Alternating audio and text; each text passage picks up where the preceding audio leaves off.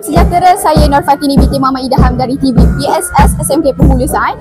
Hari ini saya ingin meluangkan masa bersama pemenang pingat emas larian yang baru berlangsung sebentar tadi. Anda boleh kenalkan nama anda?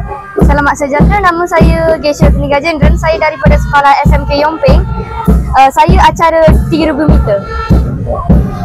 Apa perasaan anda setelah memenangi pertandingan tersebut? I'm so happy sebab saya pernah lari 3000 meter tapi saya kalah. So first time saya dapat nombor 1. So saya perasan gembira lah. Apa yang menyebabkan you terpilih sebagai atlet yang mewakilkan sekolah? Buat training, dapat stamina. Okey, apa yang you buat sebelum acara ini berlangsung? Buat drill, buat warming up, makan sikit lah. So makan telur macam tu. Okey, kalau you diberi pilihan, you nak bertanding di peringkat mana?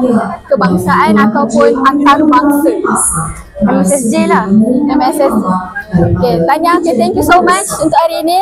Terima kasih.